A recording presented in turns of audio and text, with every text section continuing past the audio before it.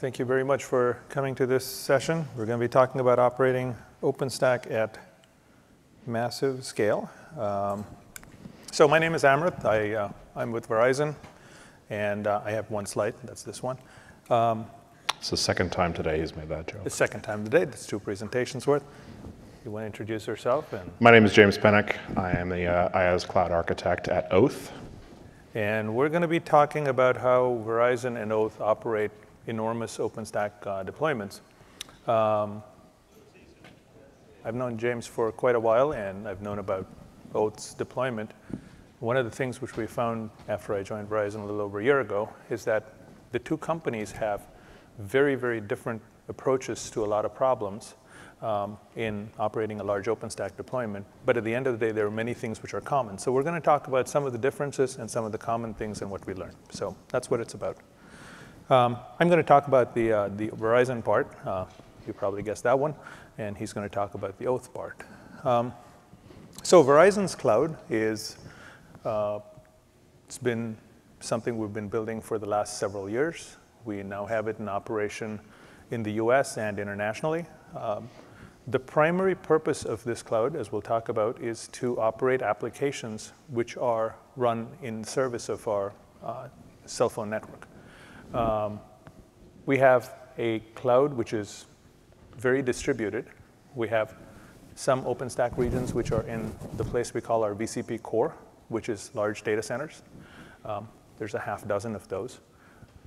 On the extreme right of the screen, we have OpenStack in places which we call our edge. This is not edge as in edge computing. These are about 50 places all over the country, all over the US.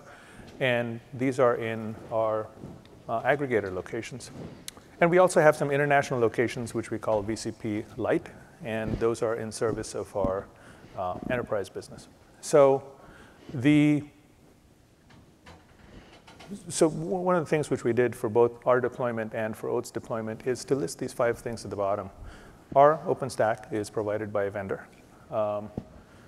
The applications which we run in our cloud are substantially or mostly third-party applications. These are large packet processing applications, IMS core, things like that.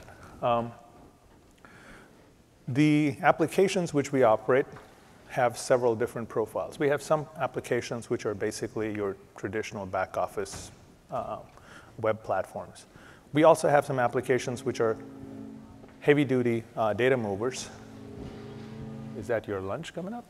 No, that's my ride. It's a cruise ship. Okay. It's for me. I'm going on a little trip later.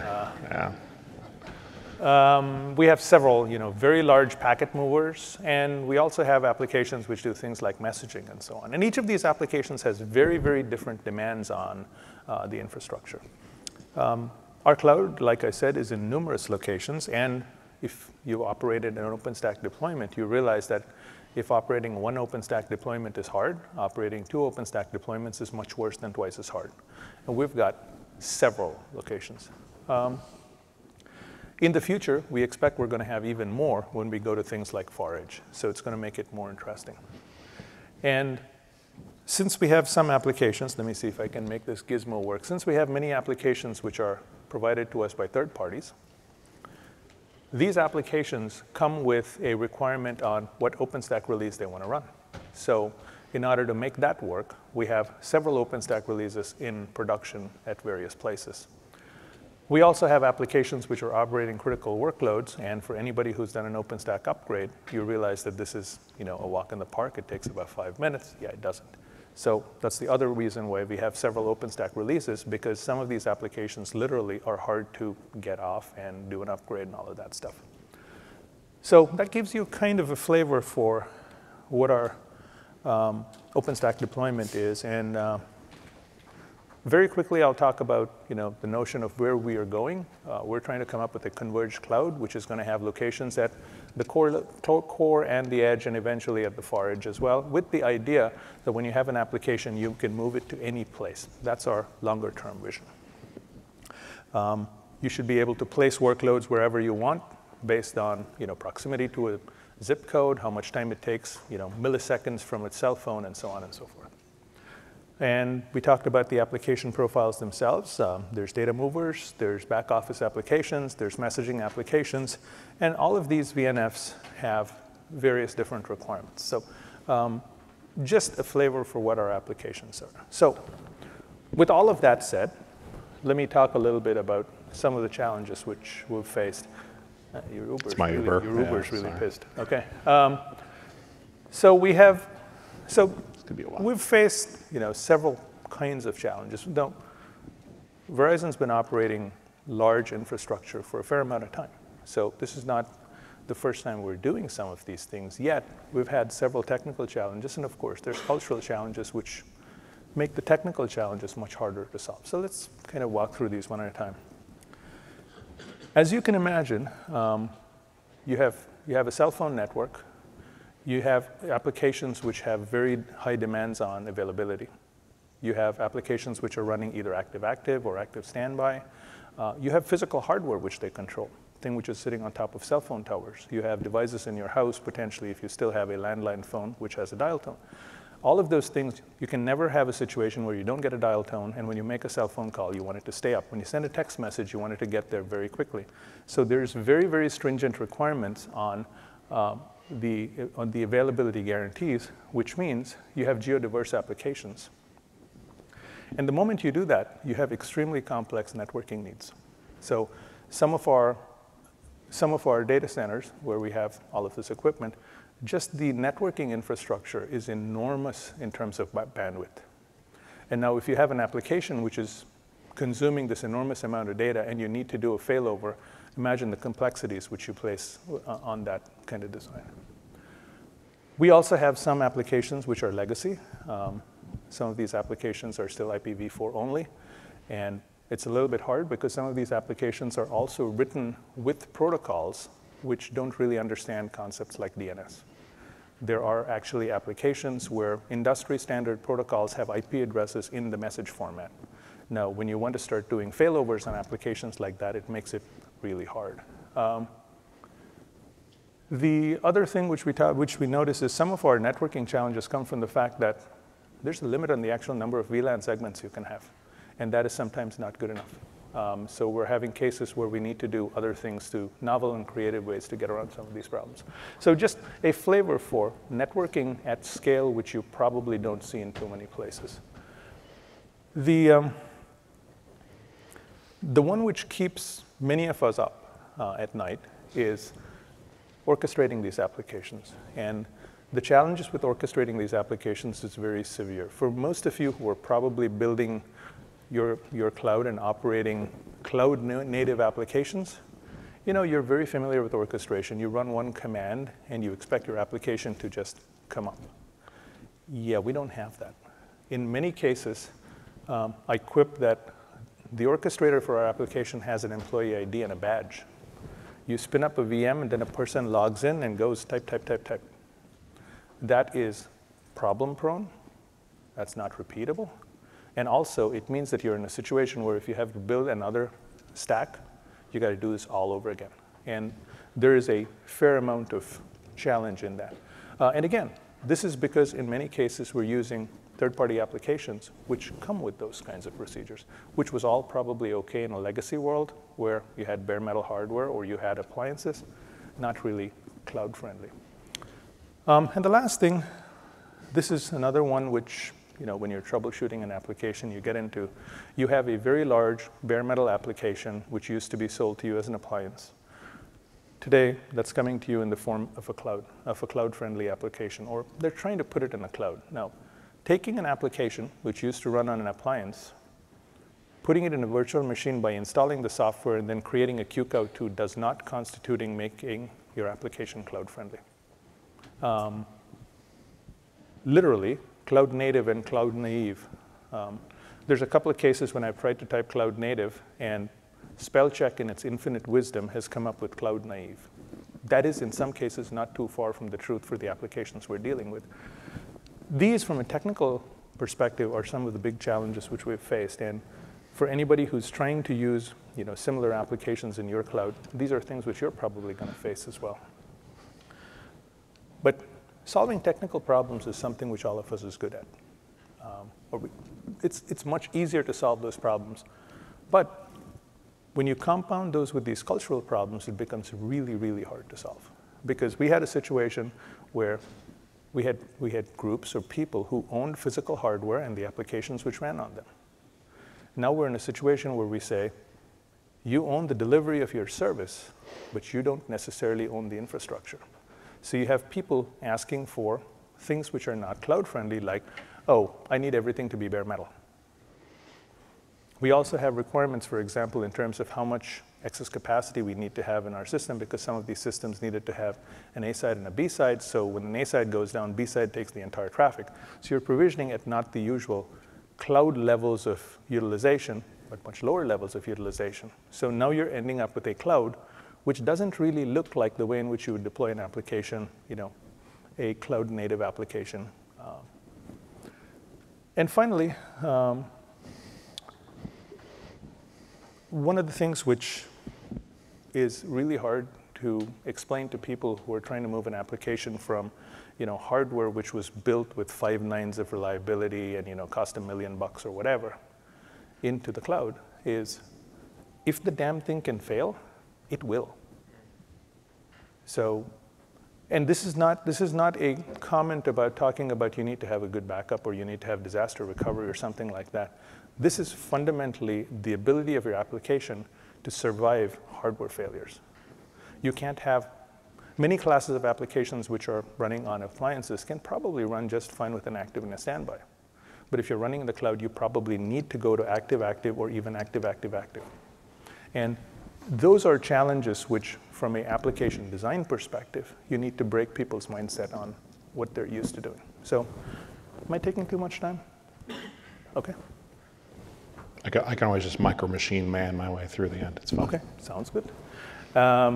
So the things which we learned were these, and many of these are probably going to be obvious to you, but it'll be surprising to you when you're actually operating in cloud how often you find yourself not doing these obvious things. So automate. If you're ever going to do something more than once, it cannot be done in a non-automated way. And the moment you say something is automated, it is more than just writing a shell script and the developer has it on his laptop. It needs to be in Git. There needs to be a standard version of that. When you make a change, that version is the one which everybody is going to use. There's a whole cadence which goes along with that, which is really important. The second is, wherever possible, share information through standard APIs. The moment you start doing this, you can make it much easier to build a modular system, because by exposing APIs, you make it easy for other people to automate stuff around the things which you build. Build groups which expose APIs. Have groups consume each other's APIs. That's something which is really, really important. The second part of automation is to standardize. Absolutely, positively, don't build unicorns. We have 70-something regions of OpenStack. We try really hard to make sure that every one of them is built exactly the same way, with exactly the same hardware, with exactly the same number of compute hosts, with OpenStack laid out in exactly the same way. We try. We're not perfect. There are some applications which require you to bend the rules here and there, but every single time we've bent the rules, we've done it consciously, and we've said we're never going to do it again, and we've been bitten in the ass by it. Absolutely, positively guaranteed. Standardized. It's really going to pay for itself in the long term. Do not expect that picking up an application which used to be an appliance, which you now install on a machine, and then you convert to an image, makes it cloud friendly.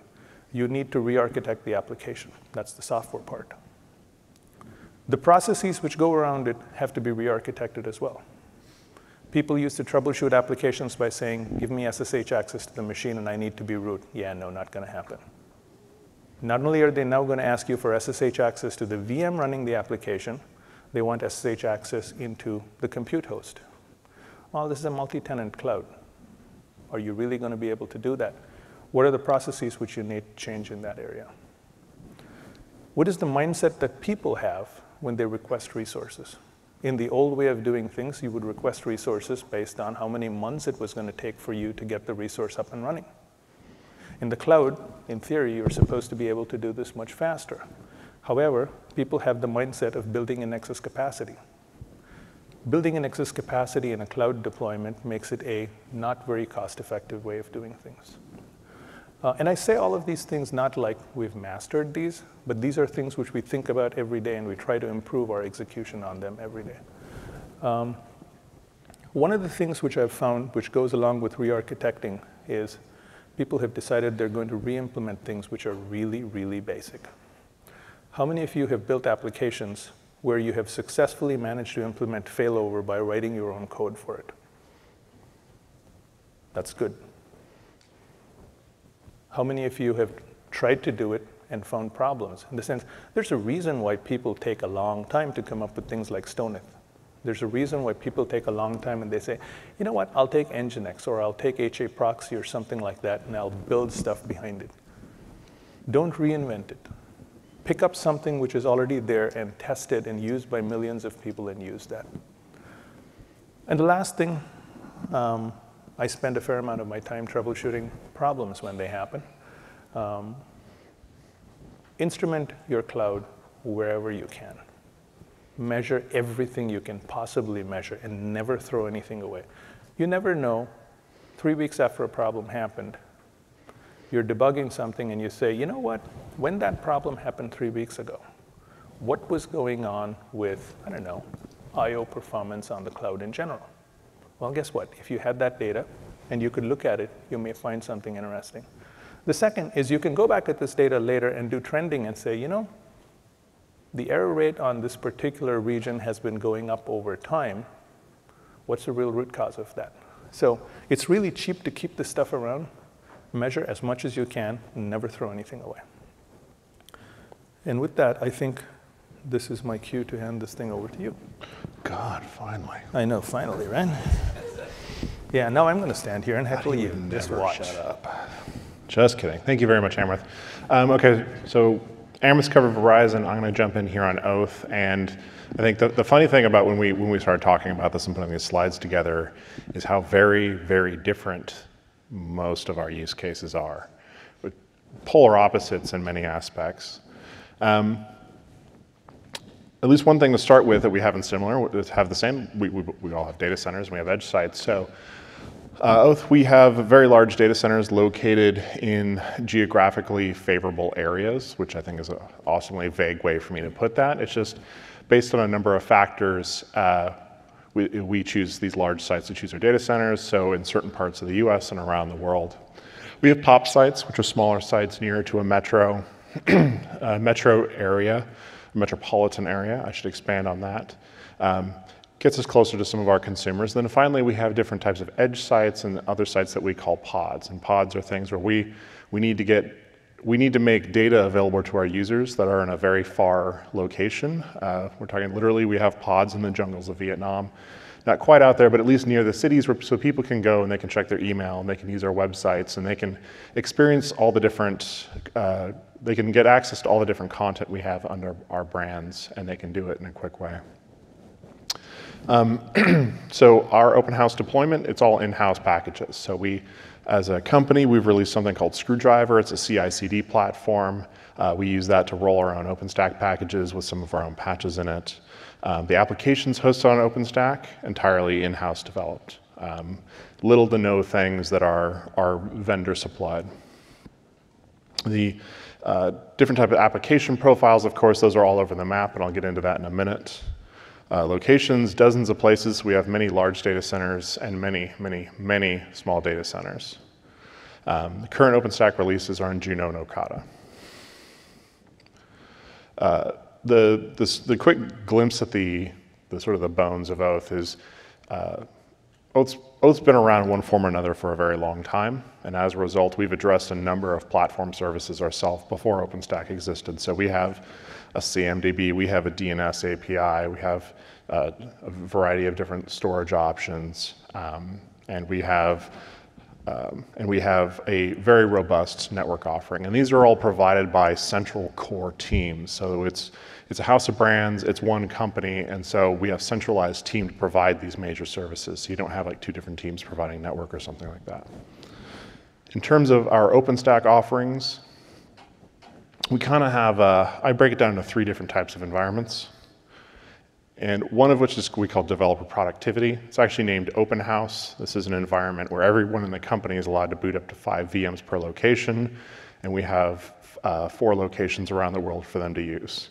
So every single employee, and it's a great way to get people into this mindset of get in, boot instances, build, innovate, and then go to production. And they're already you're getting them on day one, getting them using these APIs and these tools to boot their own compute resources and move away from this legacy mindset of I file a form, someone goes and creates a server for me, and they do everything for me. The other 2 environments are really just 2 halves of the same coin, which is what we call provisioned VM, or provisioned bare metal. And what this really is where you go to the well, you request quota for a given region, a given data center, and we allocate that for you. The nature of our infrastructure is one, because of the fact that it is so large, there are so many compute resources, we have made a number of decisions which have ultimately turned out to be favorable, but they're really based on scale, stability, and cost efficiency. How do we build infrastructure resources that will run well, and operate at a very cost-effective point? And the approach that we've been moving the company to is, rather than all these different little pools of resources, like, oh, we have a group of servers here for this application, and this little network backplane has been carved out for this application, we're moving more towards what things should be, which is we have very large pools of compute resources. So thousands and thousands of servers, thousands and thousands of hypervisors, and they're all in this one kind of blanket security zone, and every single application goes in there. We have, if you look at some of our hypervisors, you'll have every single VM is from a different application, a different property. And that's exactly what we want to see. Networking these days is becoming all layer 3. We're getting rid of all of our layer 2 networks, which means we're able to operate very fast, very efficiently, and of course this also means that we can't support certain legacy problems.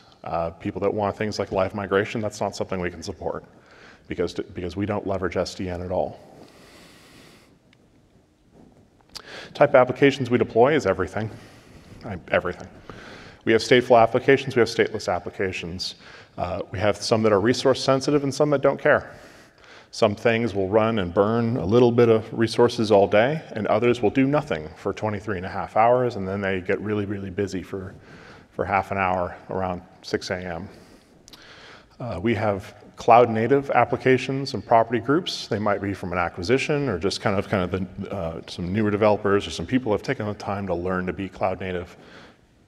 Or it might be they've never operated in a cloud native environment. They've done things a certain way for a long time, and now we need to help teach them how to be. So our applications cover the gamut of every possible deployment. Our customers, like every single one of yours, all ask us the same thing. They ask us if they can have root on the hypervisor. They can ask us if they can have dedicated hypervisors. Can I have my own dedicated pool where only I'm there? They ask us if they can have guaranteed network bandwidth. They ask us if they can have guaranteed CPU, memory, everything. And the answer to these has always been no. And by sticking to our guns with this, we've actually seen that eventually we have been able to take our properties, take our applications, and get them to start moving and doing things in the right way.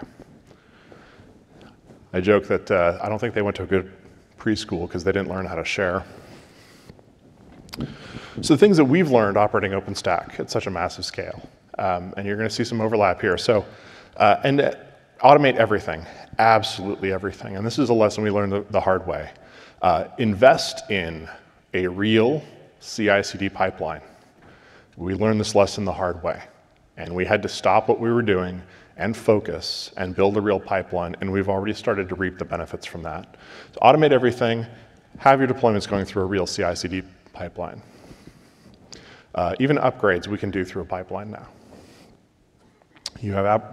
Our developers will go, write code, it gets reviewed, it gets committed, it gets merged, and then it can even get deployed all the way out to production. Boom, boom, boom, no CMRs, none of that. It just gets out to production, end to end. It's fantastic. And then we learned is empowering your users. So like any environment, there's always been kind of a push, maybe we should take this OpenStack thing, we should stick it behind a wall, We'll build a new API and put it in front of it. We'll put a web form in front of it, and we'll just kind of hide all the chaos behind this. And we did not do that, and I am very grateful. Because as a result, we've actually gone the other direction, and this developer productivity, that open house environment I mentioned is part of that. We say, no, we're not going to hide all the complexity of running infrastructure from you. We're going to automate it. But if you want a server, then you need to tell something that you want a server. You need to call that API. And we're going to enable you to write your own applications to call these APIs and manage things automatically so that you don't need to have humans in between you and the infrastructure. Sorry. Be easy. So when you're operating at a large scale, it is very tempting to grab every whiz-bang feature that comes out and say, oh yeah, we're going to use that, we're going to use that, we're going to use that. One of the principles we have stuck with for a long time is we are going to keep, despite the scale we're dealing with, we're going to keep our infrastructure as easy as possible in some respects. So sure, we have some scale issues, but what we also do, like we don't have SDN. I'm not knocking SDN vendors. But in our particular environment, SDN would have added complexity and made it harder for us to upgrade. It may be in our future, but from where we were and to where we're going, it served us best to hold off on SDN. Keep our use case simple, make it so it's much easier for us to be agile and move forward. Instrumentation. All right, so we used to have a VP of operations named David Henke, and he used to say, what gets measured gets fixed. And I love this, because it's true. We record tons of metrics about our cluster, and this provides immense value. So that if you find that there's a problem, it's very easy to build monitoring to catch it and deal with it. So if we didn't have, as an example, one of our hypervisors' CPU utilization was starting to get high, and it was starting to exceed what we were getting, despite the fact we have CPU overcommit, well, because we have CPU overcommit, but despite the fact that most applications aren't really using that much CPU, you can still get in a situation where some will come together. We were able to, because we were recording CPU metrics from all the hypervisors, it was very easy for our operations team to build a monitoring tool that would look for hypervisors whose CPU exceeded a certain threshold and remove them from being available for scheduling, called Handbrake. It made it very, very easy for us to do this.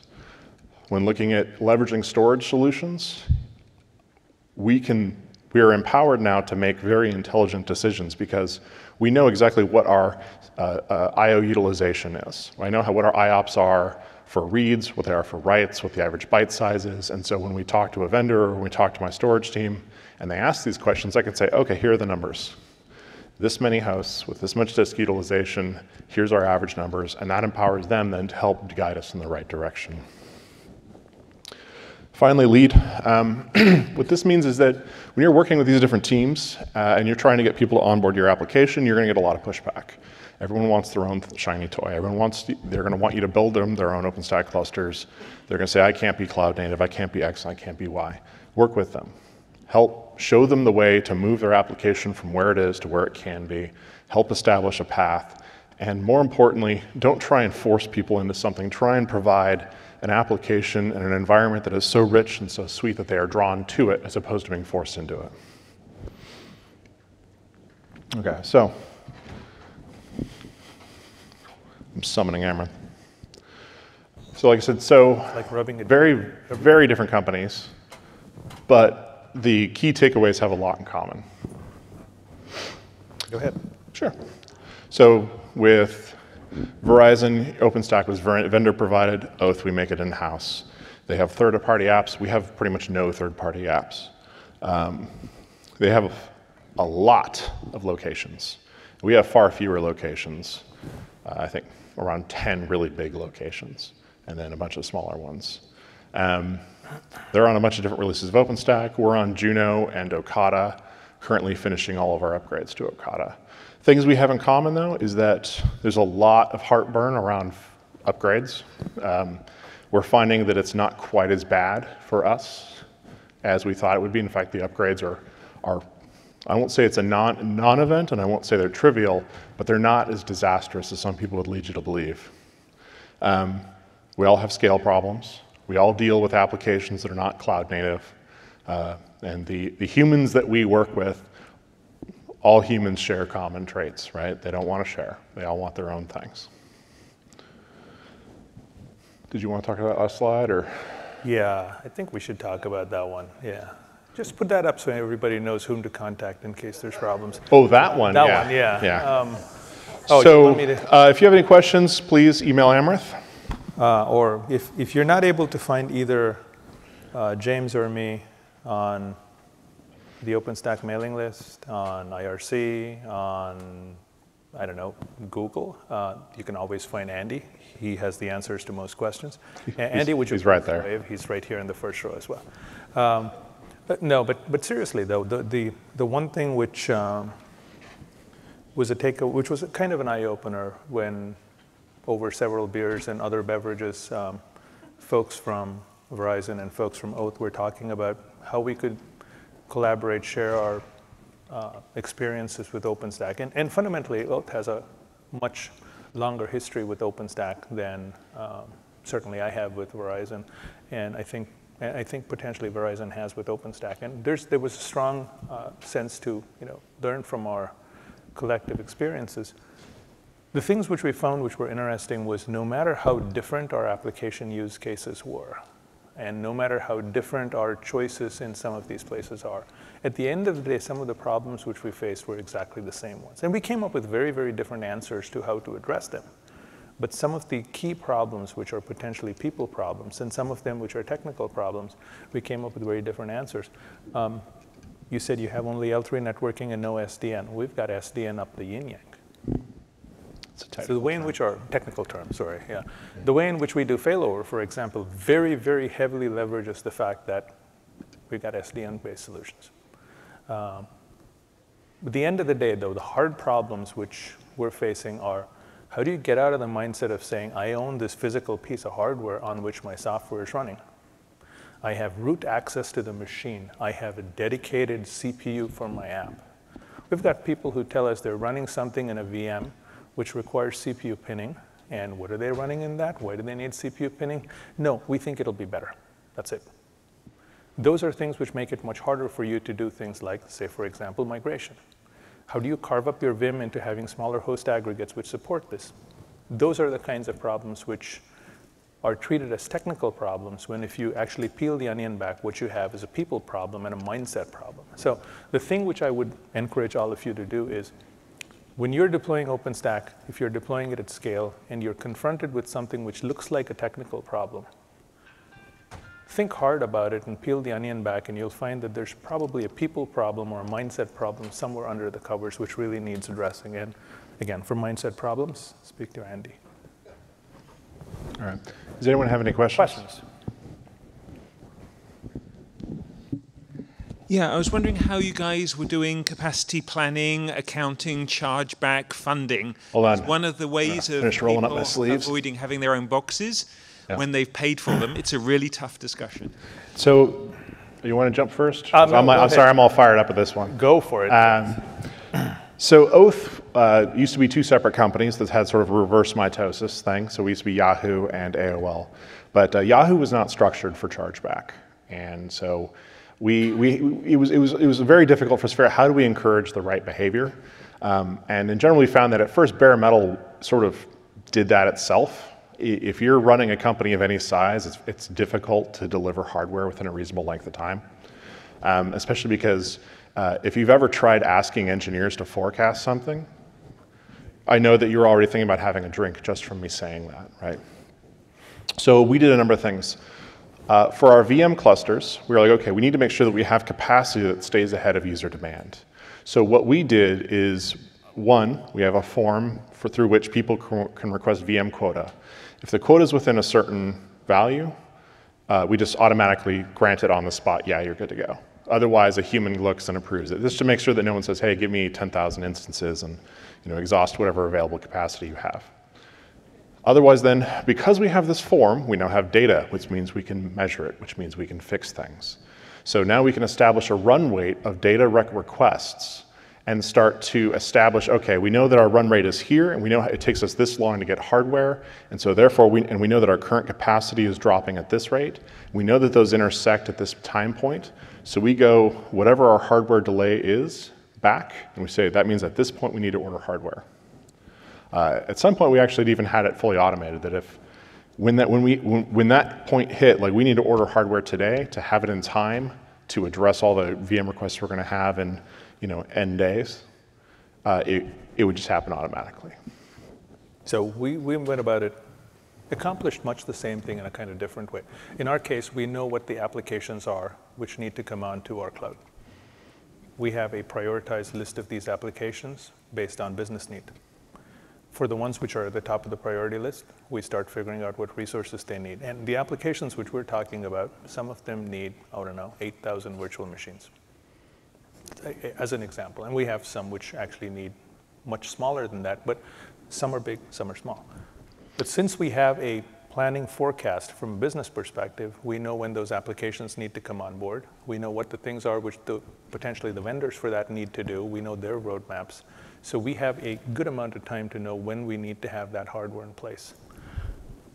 We also have 70-something regions worth of hardware at this point. We find out whether there's applications we can put in the existing regions or not. We have some applications where the vendor is optimizing the application. They can free up some quota. Maybe we can reuse some of that. So we have forms like you suggested. We gather a lot of information about this. But most importantly, from the running systems, we gather all kinds of telemetry about how many VMs are there, how many vCPUs are in use, what's the storage utilization, and so on and so forth. And having a good sense of the profile of what an application is going to need will help us figure out where to put it. That's the first part. The second, from a business perspective, to us, not all locations are the same. There are good business reasons why a particular application of some size needs to go in a specific location. So it's very easy for us to say, this application, which requires so much resources, which is going to be coming in this time, will we have enough capacity or not? And if we don't, we plan for it and budget for it. That's kind of what we're doing. There's one other thing I want to throw in to sort of round out the answer to is, so we give people VMs on demand. We also added the ability to give them bare metal on demand, which of course backfires a little bit. So the next thing we added was a showback. It was like a showback web form, right? So this is something anyone can go, they could look at, and they could see by BU and drill down to an application how much money they cost in VM or bare metal. We didn't go to the next step yet, which is still coming, which is chargeback. So that is something we are discussing and looking into, because at the end of the day, humans still react best if they actually if they feel like they're paying for something. But I do feel that we experience positive benefit with a showback form, because there are individuals throughout the organization that are going to look and say, okay, well, now that I see there's a very real number attached to this and it's got some zeros after that, I take this a little more seriously. How do you guys do it? I'd be curious to know, because you have a modest size OpenStack deployment, I understand. Okay. The answer is a flat budget at CERN. Yeah. Other questions? Just on the experience, we did the showback in the past, and we called it Hall of Shame. So the gentleman saying that what they did is they had a showback form too, and they call it the Hall of Shame. That will also work, sort of like points on a license. Mm-hmm. We have showback and forms for requesting quotas and approval processes whenever it works. Awesome. And one of the other things which, in our case, which I don't know if it's the case with you or not, we have applications which have specific network needs, as in they need to have termination of particular provider networks. So that makes it, in some cases, these are all things which force an application to go to a specific locations. It's not like, you got a whole lot of capacity in that data center, when you put an application there? Well, no, it has to be here for other reasons and so on. All right, folks, so we're at time. Thank you very much for attending. And please, if you have any questions, please reach out to Andy Hendrickson. Thank you. He'll be delighted to assist you.